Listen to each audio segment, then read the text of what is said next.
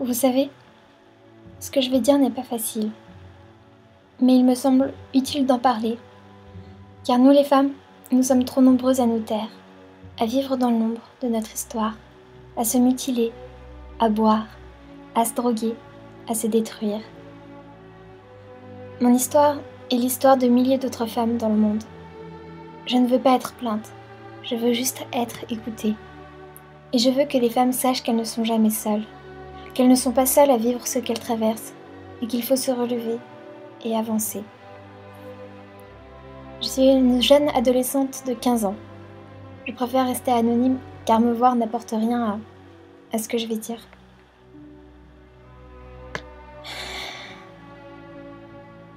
Alors, un après-midi, en janvier 2013, je suis sortie de chez moi pour aller voir une amie qui habite à 10 minutes en vélo. Sur la route, j'ai croisé deux hommes que, comme à mon habitude de jeune enfant poli, j'ai salué par un grand sourire. Je n'étais pas habillée de façon provocante, c'était normal. J'avais presque pas de forme, j'avais 14 ans à peine. J'ai dû descendre de mon vélo à un moment parce que la route devenait vraiment difficile. Il n'y avait personne, j'habite dans un tout petit village. Un des deux hommes s'est approché de moi. Au début, je pensais qu'il voulait m'aider, alors j'ai rien fait. Et j'ai regardé dans son regard et j'ai vu que c'était un regard de tueur, un regard noir. Il avait un petit sourire méchant.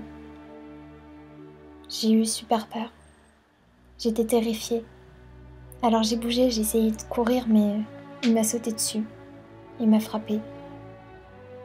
L'autre homme est arrivé et il s'est mis à me frapper aussi, pour que je me taise. Je criais mais personne ne pouvait m'entendre. J'avais des bleus sur tout le corps. Ils me frappaient, sans cesse. Ils étaient beaucoup plus forts que moi, et je pouvais rien faire. Je me débattais autant que je pouvais, mais plus je me battais, plus ils me frappaient. Ils m'ont enlevé mes vêtements.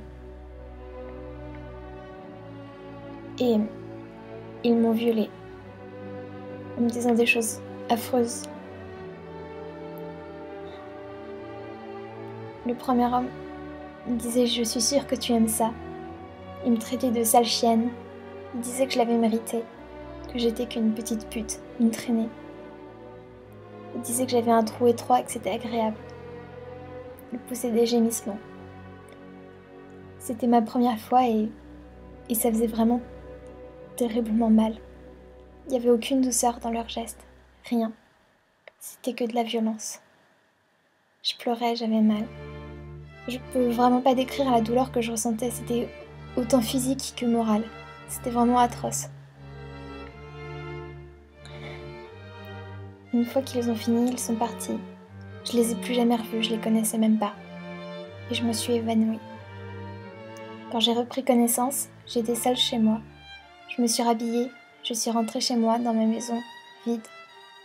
Je me suis douchée, en pleurant. Je saignais. Et je me suis maquillée pour avoir bonne mine quand ma mère rentrait. J'ai rien dit à personne. Personne n'a jamais su ce qui m'était arrivé. Je ne mangeais plus, je me mutilais, mais je cachais tout ça.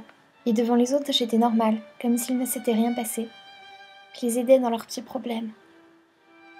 Alors que chaque nuit, je fais toujours des cauchemars, dans lesquels je revis la scène. Je ne dors plus que 2 à 3 heures par nuit, et ça fait 1 an que ça dure. Je n'avais personne à qui parler. Mais je devais vivre. J'avais pas le droit de mourir. Ne serait-ce que pour ma petite sœur, elle a besoin de moi. J'avais pas le droit d'abandonner. Cette histoire m'a beaucoup changée.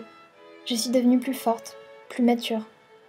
Et maintenant, je vais devenir psychologue pour aider les personnes qui vont mal. J'essaie déjà de faire ce que je peux maintenant. En vous racontant tout ça, je cherche pas de la pitié.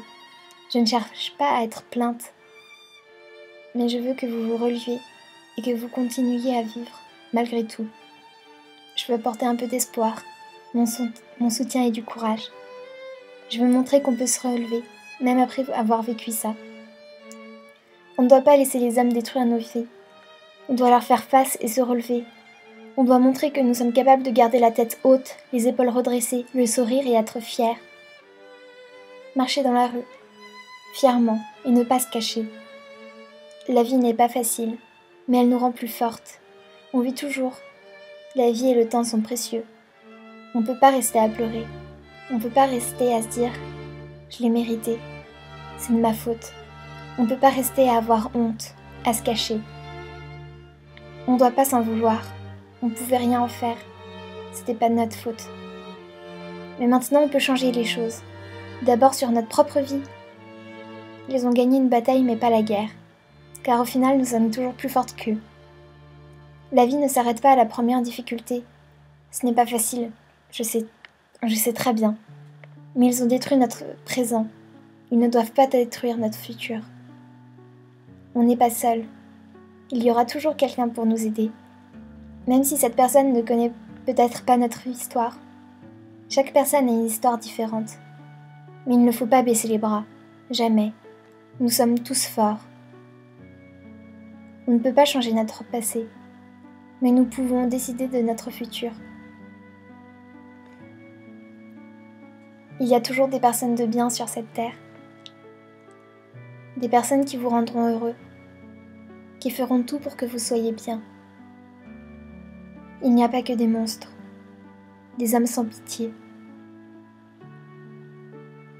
En vous disant tout ça, en vous racontant tout ça, je voulais juste vous montrer que ce qui vous arrive, ça arrive à tellement d'autres personnes. C'est pas un fait banal, bien sûr que non, mais ça arrive tellement de fois par jour. Et combien le disent, combien portent plainte, combien essayent de se battre et combien se relèvent? Pas beaucoup. Sur le moment, on se sent seul, on se sent sale, on se sent incomprise. On a honte de soi. Mais il faut pas. On peut être fier d'être toujours en vie. J'espère vous avoir permis de réfléchir un peu et surtout de vous avoir donné la force de ne pas abandonner. Je prétends pas être un exemple ou un modèle, mais si j'ai pu me relever, tout le monde le peut. Il faut garder notre courage, l'espoir. Comme je dis toujours, après la pluie, le beau temps.